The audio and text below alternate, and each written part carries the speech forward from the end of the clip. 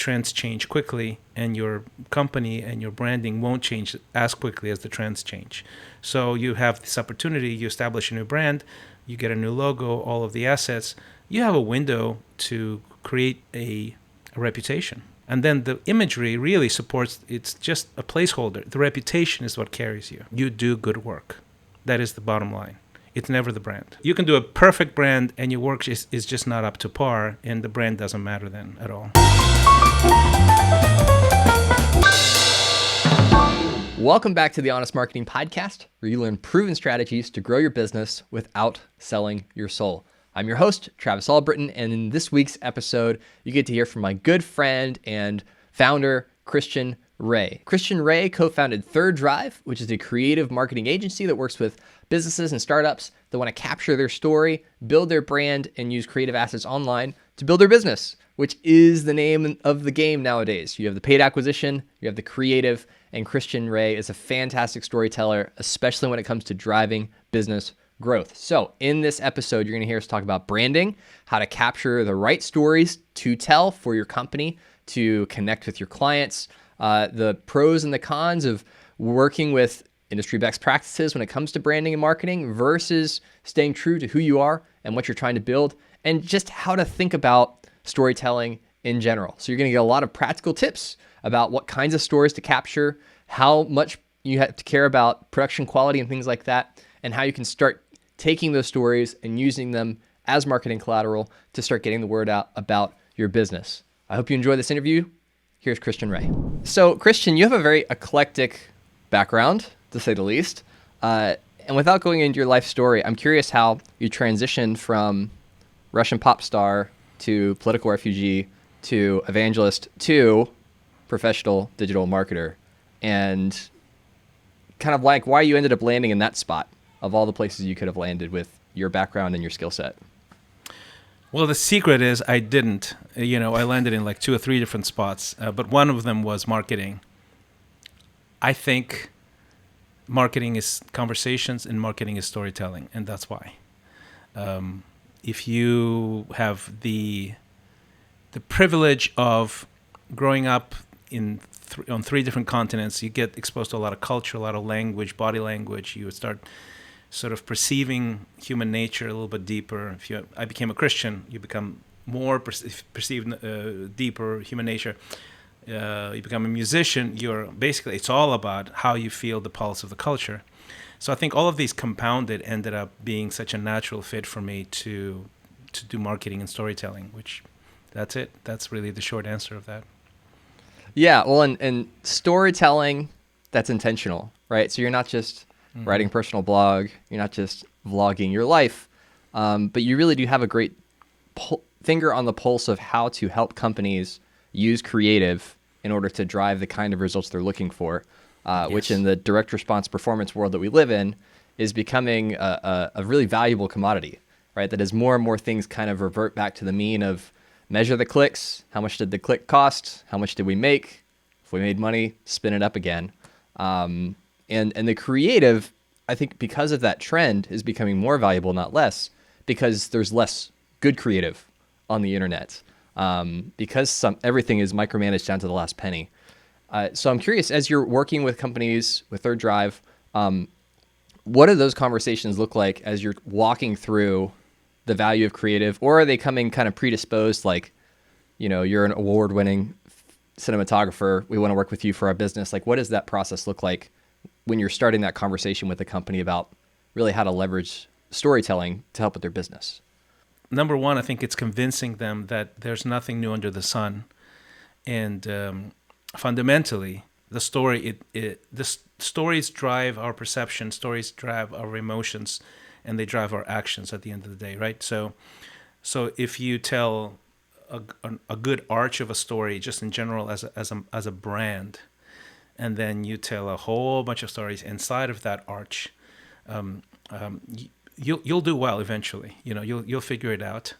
And I think maybe the other part is, especially if we're working with startups, which we do quite a bit, it's so easy for founders to focus on their thing.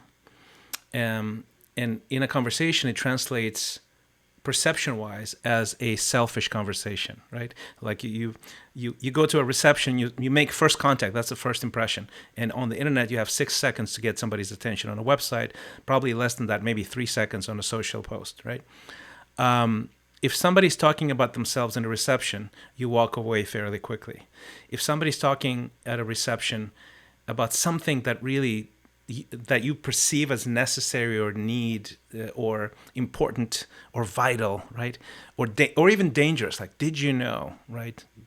The person, you get their attention. Same thing with storytelling. It's a conversation, right? So a lot of founders, quite a few of them, and even we are not immune from this. If we're starting a new marketing agency or a new nonprofit or a new business, which we do every once in a while, we start our own businesses as well, is that when you're close to the business, you want to talk about the business and not the benefit to the client.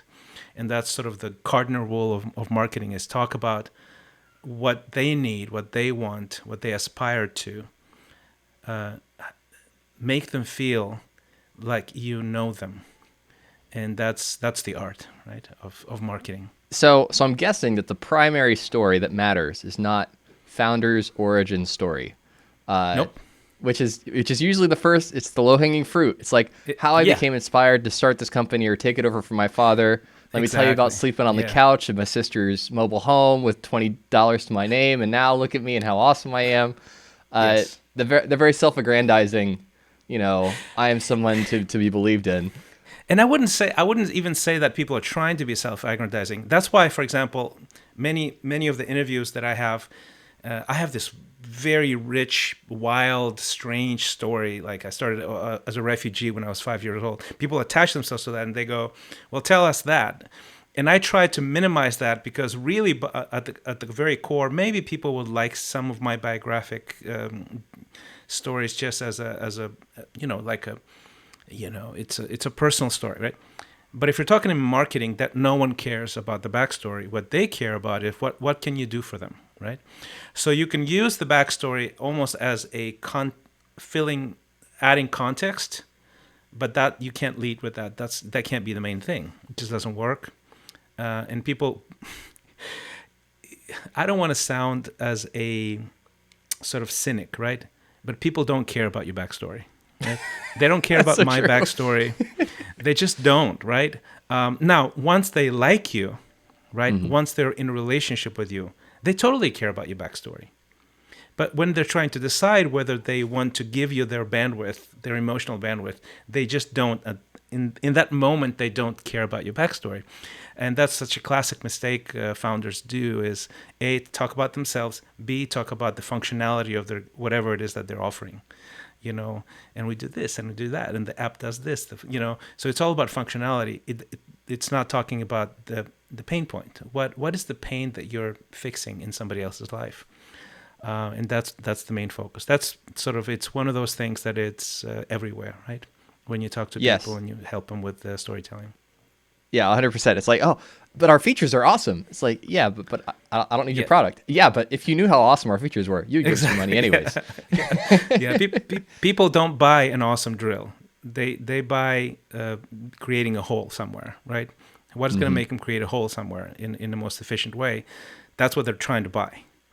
But if you give them all if they're looking for a drill and you're selling them a hammer with all these features, they don't care about the hammer. They're just trying to make a hole. So that's it. So what are those arching stories look like? Kind of the meta narrative within that you then create stories within. How do you map that out from the client's perspective? Because I imagine much of the story is driven by the client's needs as it relates to the businesses that you're working with. How do you reverse engineer or map out the story to start telling to help the client see themselves within that story? And then what are the stories you create within that to help them identify the companies you work with as a potentially good solution to help them with their problem? That's a very good question. We had this this company. It's a fintech company, but it's also a sort of an API company. It's a connector company, so it's a B2B company, and they're wonderful, right? Great tech. And the first exercise was when we started working with them, was to figure out what's the one thing they want to do. But the thing is, they do several things, like legitimately solve 3 or 4 different problems within within their industry. But that's not good enough. We need to find out what is the thing that you lead with, the thing, the highest pain point. I think that everybody needs a problem you solve. And it's distilling that is such a painful process in any marketing effort, right? And when we got there, we go, okay, this is it. This is the one thing. So that's the arch, right? Everything else is sort of, there's a discipline towards prioritizing that one thing and then adding dimensions to that, right? It takes discipline, it takes humility, and it takes storytelling. Now, within that, let's say the company is a supply chain company, which is, I'm talking about this particular company, right? It solves all kinds of issues within supply chain industry. It is such a cold narrative. The story, let's say we do cash financing, right? Of people that for suppliers that supply a service or a product to a buyer, but then there's a net 30, net 60 waiting time. And I'm just a small business owner who supplies this one thing to this massive, massive corporation. There's hundreds of us, right? So I'm waiting on this payment, and I have to keep my staff, the lights on, make payroll, create more product. So then the story becomes very human once you go just a layer down. And the story is prosperity, economies, societies are built on small and medium-sized businesses. That's the backbone of every prosperous economy. It's good people doing good work for a long time. And what we're doing is we're giving them the opportunity to grow their livelihood, their business, the quality of their services, by supplying this fast cash payment so they don't have to wait for 30 to 60 days. So we're creating the tagline, the story that makes you feel something is, we're creating a world where business commerce is seamless. Now that's a story. You can tell so many of those sub-stories, right? Mm-hmm.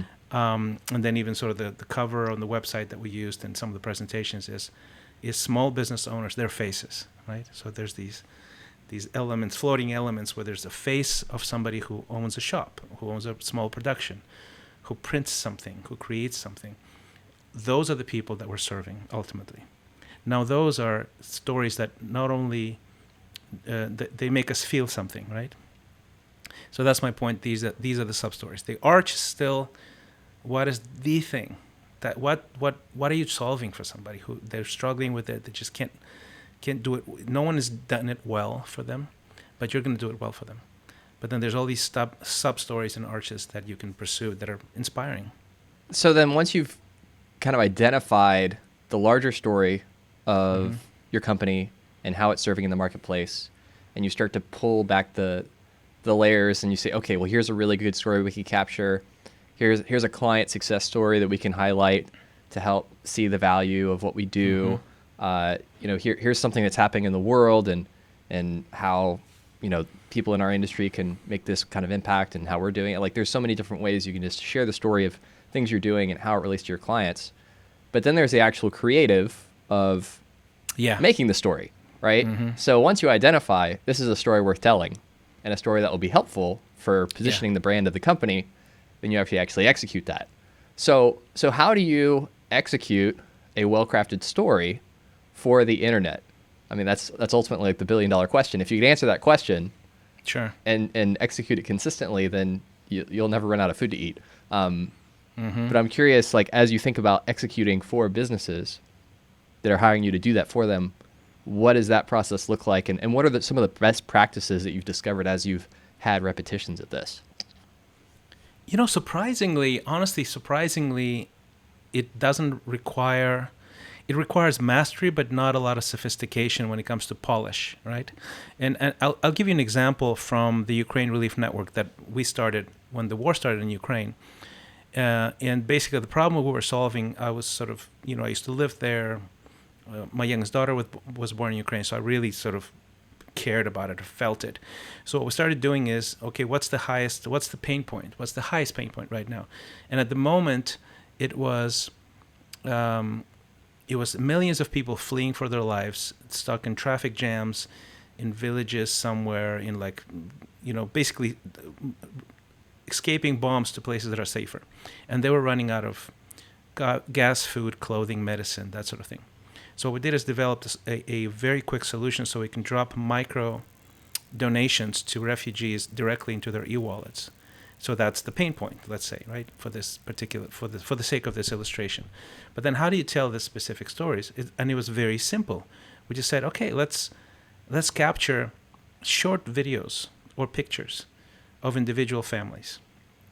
And they're very amateur, unpolished, unproduced stories that'll last between 30 seconds and a minute and a half or 2.5 minutes, that sort of thing, where you can see a picture with a family and saying, look, they're in this particular situation right now, and they just got help from us. Let's help more people like them. Or a woman who is, who needs medicine, and she's just saying that, look, we ran out of everything, we're very desperate, and now we have medicine, we can live, we can be healthy, and we still have to rebuild our lives, but this was amazing, right?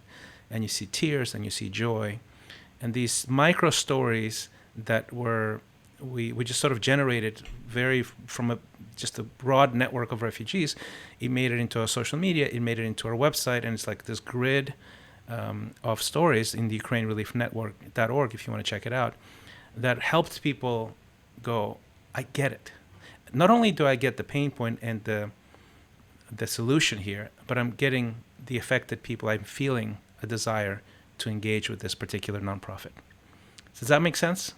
Yeah. Well, it's so funny. Like, I think as businesses, we're still trying to shed the veneer of like old creative, where everything was made for TV, right, or everything was made for radio, yeah. right? And so there was a certain like production level quality to just like get a seat at the table. But with the internet, it's like talking in selfie mode on an iPhone, and like exactly. that can become absolutely really valuable. Like I remember, what was it? There's a man. Now that I'm not thinking of the name of the company, it's going to drive me nuts. But there was a cranberry juice manufacturer in the United States that their highest performing marketing campaign ever was someone drinking their juice on a longboard in like vertical selfie mode. Was it like Ocean Spray or something? Yeah, Ocean Spray. Yeah. Yeah, and it's like I remember that one. So user generated content. And that became like their number one campaign ever. And it's like, they didn't have a film crew to create that video. It wasn't planned. It just happened. And then you captured the zeitgeist of that moment. You do, yeah. But that's the thing, is there's a lot of sophisticated thought and strategic thought that went into, let's look for those, right? And that's the magic here. It's not even the cost of the production or the polished version of it, but it's how to think of it a certain way that helps nonprofits, businesses, whoever, just get the pulse of the people they're trying to serve. Well, and the irony being, I don't know if you've noticed this, but I've kind of noticed this to be true with businesses. Either it's super polished and it's effective because it's really exceptionally well produced, or it's very raw, and because of that, it has value, right? And it's very hard to make something work in between, where it's like just produced enough that it feels like a commercial, but it's not authentic enough to feel like it's native content, especially when social media happens. Have you seen that kind of distinction as well? Yes, I think so, and I think there's really no reason why you can't do both. Even the Ukraine Relief Network that I just mentioned, we have this very unedited, very much grassroots content that's there, but we're actually now finalizing an actual commercial that is very polished, full production, scripted, all of it, right? With voiceover from, we have the voiceover from the guy who did all of the Star Wars audiobooks, for example. It's just perfect voiceover. Like, I can't possibly speak like that on camera, right? But we'll have both eventually. And the reason for that is just they serve different goals. One serves as these illustration, this context, this feeling-inducing thing. The other one, the polished one, really serves as a overview of the arch of the. This is where we're going. This is the philosophy, the approach. This is who we're serving. So it's really an explanation of the strategic value of it rather than the illustration of it. So for companies, it's really thinking through, okay, we want to jump into this content. We want to start creating content, capturing these stories, but we want it to have a positive reflection of our core identity of what we want to stand for, right? So walk through, when you think about branding, most people think colors, logos, that kind of stuff, but it goes much deeper than that. How do you think about creating a premium brand for a business online? Like, what goes into that? What considerations do you make? What's the overall experience that you shape for that company, and how do you go about kind of crafting that process? Well, I think it's really, you act like their shrink, to be honest with you, it's like a counselor of some sort, right? Yeah. Because most founders, they're so close to it that it's hard for them to distill the essence of it, right?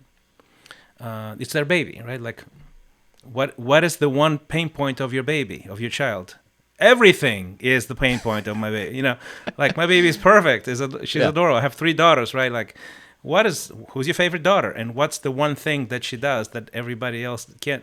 They're perfectly amazing in all kinds of ways, right? So I just can't speak like that about my babies, right? So your company is your baby, and you devote so much time to it.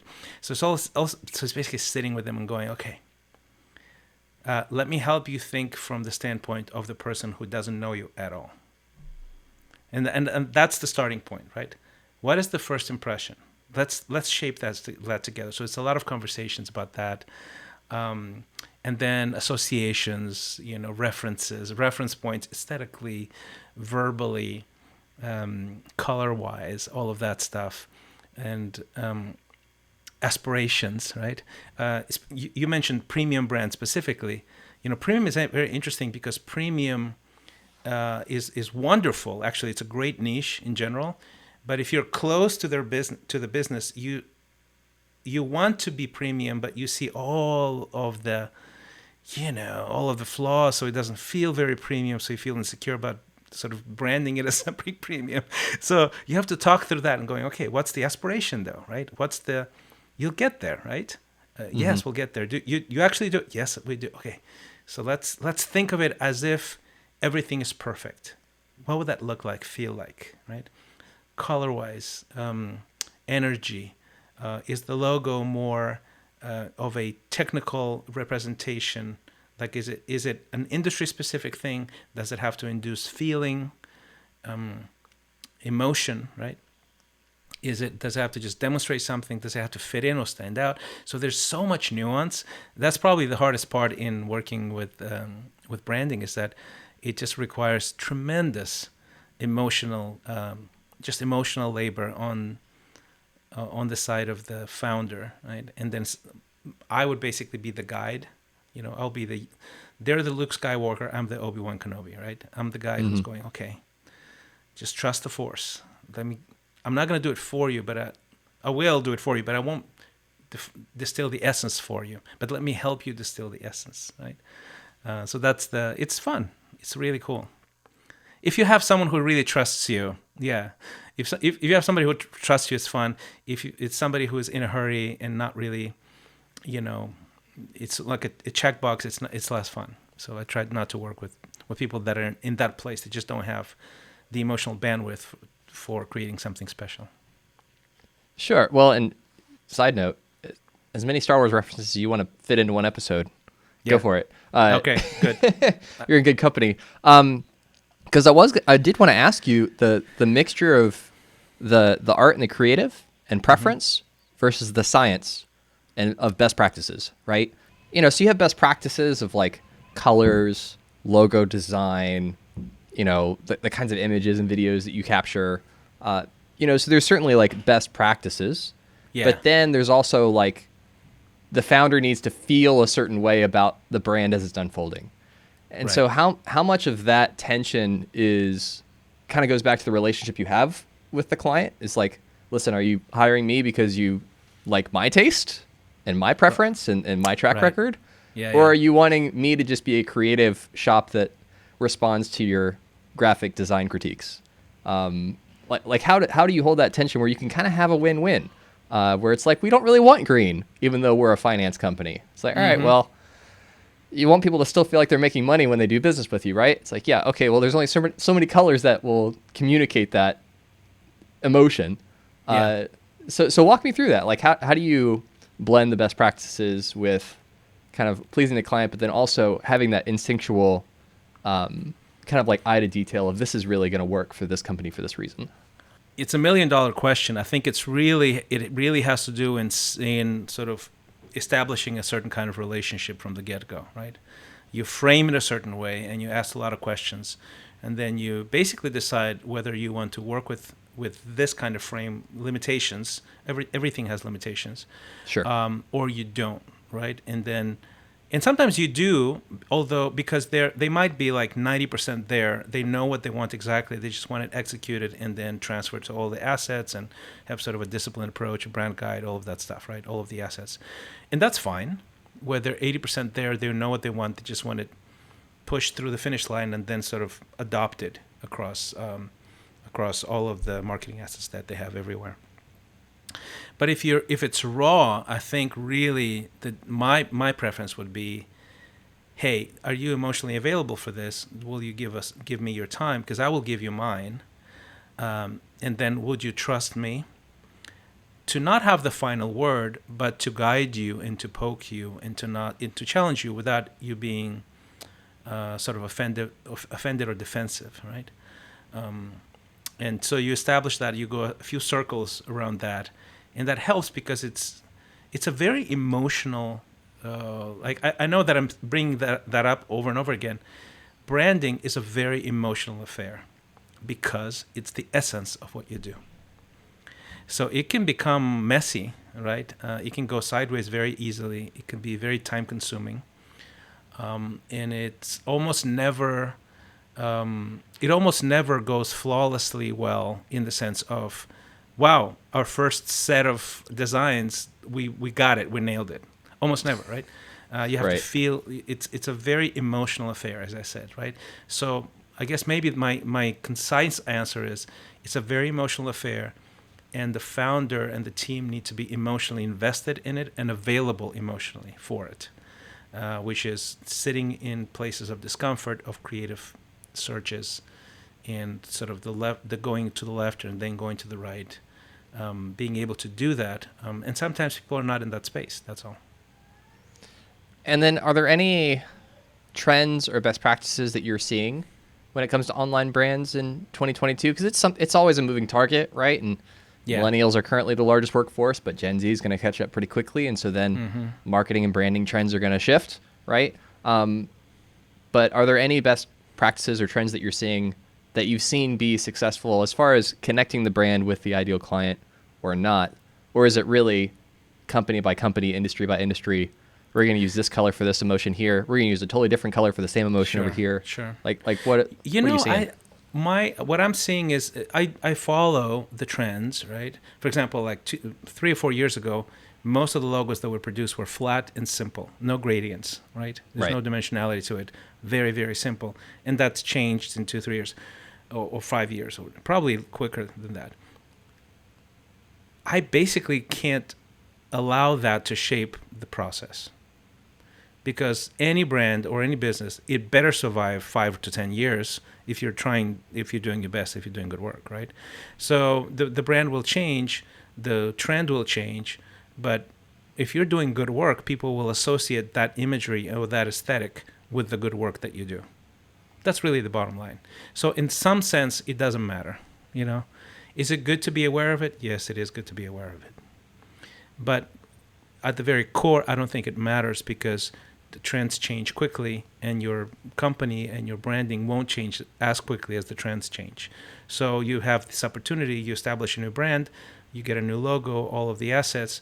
You have a window to create a reputation. And then the imagery really supports, it's just a placeholder. The reputation is what carries you. You do good work. That is the bottom line. It's never the brand, right? You can do a perfect brand, and your work is just not up to par, and the brand doesn't matter then at all. Then it stands for bad work eventually. So so I guess the short answer is I don't pay attention to these things, although I am aware of them. Well, and the reason I ask you that is because often I see companies that, for one reason or other, they think, oh, the branding's the problem. This is the silver bullet. We get the professional logo. All of our sales issues go away overnight, right? Or it's the same with ads managers. It's like, well, we just got to find the right agency that can run profitable ads to our widget that doesn't help anyone. It's like, okay, well, how many reticulating back scratchers are there on the internet, and why should they care about yours? Right. All a great sales team is going to do is put you out of business faster. And so I see the same with branding, where it becomes like, oh, well, if we just had good branding, then everything would be better, because then we'd be a premium product. It's like, well, if the impact of your company is not premium, doesn't matter, what kind of lipstick you put on the pig. You're absolutely right about that. Yeah. Just Now, do good work and people will love you. That's it. It's not that complicated. No, but we got to make it complicated, Christian. It can't be us. The founder is not at fault. Our company is perfect. We're perfectly positioned. We're always communicating perfectly. It's our clients that don't understand how much they need us, right? Yeah, exactly. There's a little tongue in cheek there. Now, are there any faux pas or just very clear lines don't do this if you want to have a long-lasting internet business? Are there any things that just immediately come to mind, I remember they did this and it was really bad, and don't do that? Sure. Or just things that you've picked up that are just kind of good food for thought for people that are trying to work through this very creative kind of subjective process? Yeah, probably. I would say, I mean, it's not a long list, but I would say the overarching goal is to engage and not confuse. And it's remarkable how often a company will go from, even if they establish something clear and neat and interesting and engaging, how it deteriorates quickly, right? So it's keeping the other person, being a selfless person is the key to marketing, because you think of the other person, you don't think of yourself. What tickles you, what makes you feel that you're doing good work, the thrashing of changing copy all the time, changing product names all the time, changing the website all the time. Look, leave it alone. Set it up, leave it alone. Do the work. That's it. That's the secret. But people quite often replace doing good work with being busy. And oftentimes, the busy part is the marketing, right? They just play around with things too much instead of just doing good work. If only we could just execute that, we'd all be a lot happier, right? Just be a great company, do good work, and be lean enough to survive as you build momentum, right? Yeah, and focus on forward motion rather than changing the things you already set up. Look, branding, the brand or the marketing is essentially the first impression. First impressions are not going to build your business. They won't, So focus on the second impression and the third impression, on the actual user experience and all of that stuff. So now, before we wrap up, I'd love to hear more about Third Drive and how you partner with companies, businesses, startups to kind of shape these stories, build out these branding assets, funding. Mm-hmm. What are the different services that you offer? And then who are the kinds of companies and clients that really make excellent fits for what you do? Sort of the broad strokes of it is that we have a consulting part of the business, which is really more business consulting, raise capital for startups, help them get more investable. And my business partner, Brandon Nicely, he sort of leads that, and I help him. Then we have the storytelling part, with the marketing part. And our strong points are high quality branding and storytelling, not necessarily ad buying and sort of SEO, things like that. We can do that, but we prefer not to, right? So we focus on the high quality stuff, and we have won a bunch of awards for that.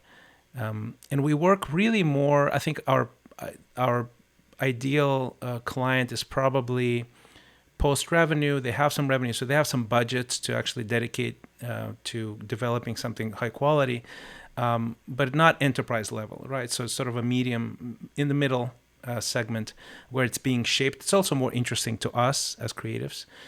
When you're enterprise level, there's so many controls and so many limitations that from a creative standpoint, it's just not very interesting. So it's better if other people do that kind of thing. So we work with startups, and it could be all kinds. A lot of them are tech startups, fintech.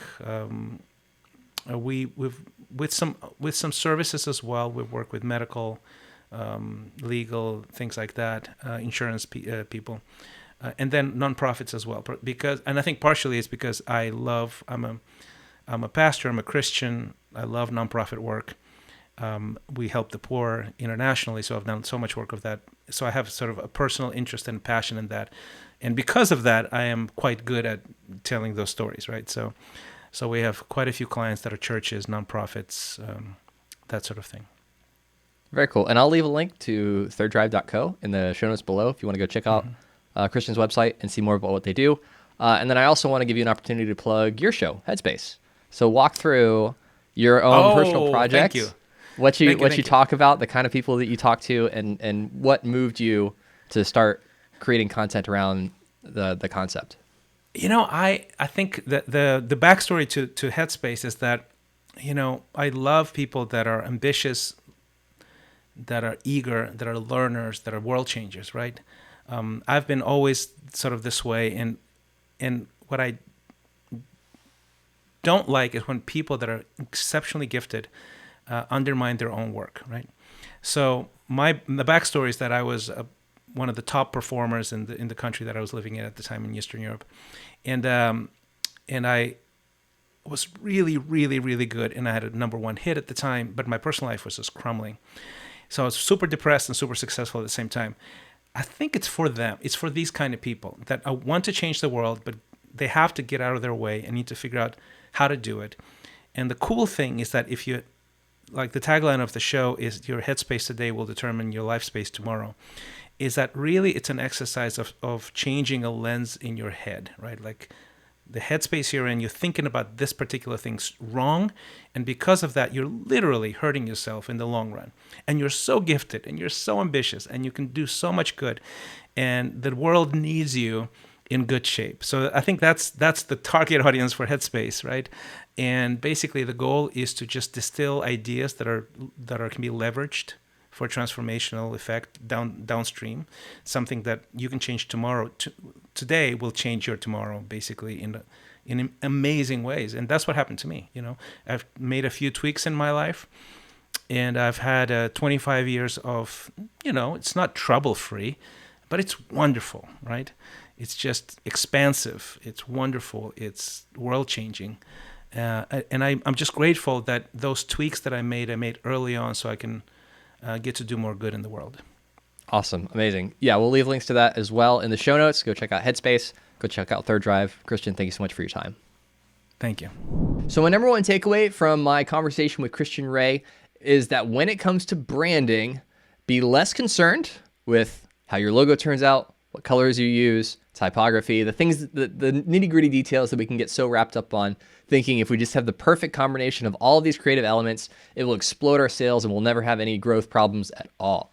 Instead, use your brand as an opportunity to make an impression on your customers and then be a great company. Because no matter what branding or logo design you end up running with, if they associate that imagery with high quality solutions and that you deliver the results that you promise for them, then the logo becomes secondary, right? If Coca-Cola tasted bad, it wouldn't matter if the logo looks good because you'd associate it with bad tasting soda. So in the same way, branding is important. Capturing stories from your customers and sharing them is important. But at the end of the day, that's only the window dressing. Beneath that, be a great company that does great work for your clients. And in the long run, all the branding will work out. Now, if you or someone you know would be a great fit to be a guest on the podcast, shoot me an email at hello@honestpodcasts.com. I'd love to interact with you or the person you feel like would be a great guest. And, just share the love. Like, let's really have a great conversation around how to be ethical marketers, ethical business owners in the internet space, and make a great impact for our clients and customers. Hope you enjoyed this episode of the Honest Marketing Podcast. And as always, be honest.